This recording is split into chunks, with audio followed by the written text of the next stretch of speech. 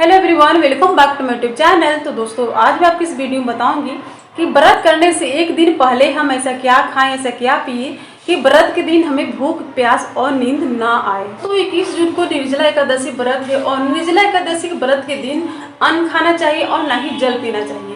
तो दोस्तों, अगर आप निर्जला एकादशी व्रत करना चाहते हैं तो आप बड़ी आसानी से कर सकते हैं। मैं आपको निर्जला एकादशी व्रत करने का बहुत ही सटीक उपाय बताऊंगी, जिससे कि आप करके और आसानी से निर्जला एकादशी व्रत करके और आप पुण्य कमा सकते हैं। निर्जला एकादशी का व्रत करने से पूरे साल की एकादशी व्रत करने का फल मिलता है, ऐसा शास्त्रों में बताया गया है। अगर साल की 24 एकादशी का व्रत नहीं कर पाते हैं तो बस निर्जला एकादशी व्रत कर लीजिए, पूरे साल की एकादशी व्रत करने का फल मिलेगा। चलिए हम जान लेते हैं कि निर्जला एकादशी व्रत कैसे करना चाहिए, जिससे कि व्रत के दिनों में हमें ना भूख लगे, ना प्यास लगे और ना ही नींद आए। तो कहा जाता है कि व्रत में अगर भूख लग जाए, प्यास लग जाए और नींद आ जाए और आपने अपने मुख से कह दिया कि मुझे भूख लगी है, मुझे प्यास लगी है, तो जो व्रत होता है वो खंडित हो जाता है, यानी कि व्रत खंडित माना जाता है। हम जान लेते हैं कि निर्जला एकादशी व्रत कैसे करें, जिससे कि हमें भूख प्यास और नींद कुछ भी न आए और हमारा व्रत खंडित ना हो। दशमी के दिन आपको बिल्कुल शुद्ध और सात्विक भोजन करना है।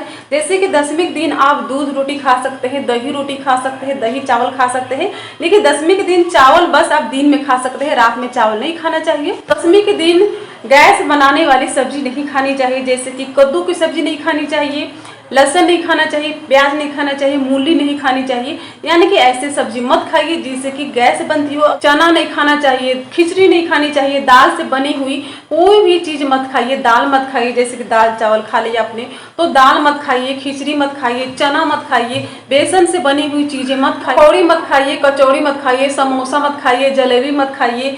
आपको दशमी के दिन मीठा भी नहीं खाना है, तेल वाली चीजें भी नहीं खानी है। दोस्तों, अगर आप दशमी तिथि के दिन मीठा खा लेते हैं, तेल से बनी हुई चीजें खा लेते हैं, गैस बनाने वाली सब्जी खा लेते हैं, तो आपको एकादशी के दिन भूख प्यास और नींद जोरों की आएगी। इसलिए दशमी तिथि के दिन आप इन सब चीजों का त्याग कर दीजिएगा। दशमी तिथि के दिन रात में सोने से पहले आप एक ग्लूकोज का बड़ा सा डब्बा लीजिएगा, यानी कितना बड़ा ग्लूकोज का डब्बा लीजिएगा, क्योंकि गर्मी का सीजन है तो प्यास तो बहुत ही लगेगी।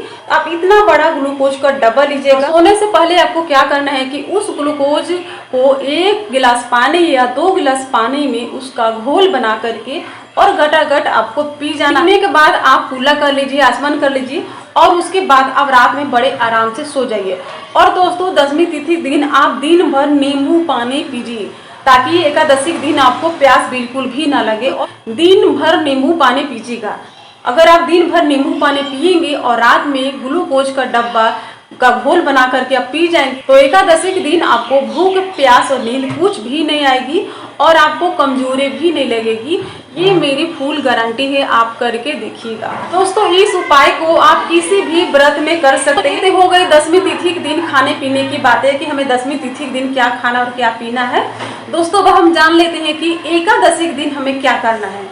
दोस्तों, शास्त्रों में बताया गया है कि किसी भी व्रत में सुबह स्नान करने के बाद शाम को स्नान जरूर करना चाहिए और भगवान की आरती करनी चाहिए, तभी जाकर के हमें व्रत का पूरा फल मिलता है। तो ये तो हो गई शास्त्रों की बात। दोस्तों, एकादशी के दिन आप पूजा पाठ करने के बाद दोपहर में तो स्नान करना ही आपको, लेकिन पूजा पाठ करने के बाद आप कूलर के सामने बैठ जाइएगा। कूलर की जब ठंडी ठंडी हवा लगेगी आपको, तो उससे आपको भूख प्यास और नींद कुछ भी नहीं आएगी।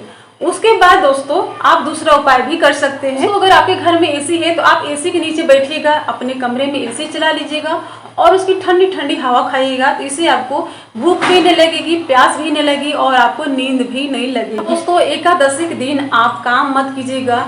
अगर आपके घर में कोई काम करने वाला नहीं भी है तो आप हल्का फुल्का जो इम्पोर्टेंट काम होगा बस वही कीजिएगा, बाकी काम दूसरे दिन आप कर लीजिएगा। काम करने से भी भूख प्यास लगती है, इसीलिए एकादशी के दिन जिस दिन आपका व्रत होगा उस दिन आप काम मत कीजिएगा। वैसे भी शास्त्रों में बताया गया है कि एकादशी के दिन झाड़ू और पोछा नहीं लगाना चाहिए, क्योंकि झाड़ू और पोछा लगाने से जो जीव जंतु होते हैं छोटे छोटे वो मर जाते हैं और उसका हमें दोष लगता है। दोस्तों, एकादशी के दिन बिल्कुल मौन धारण कर लीजिएगा।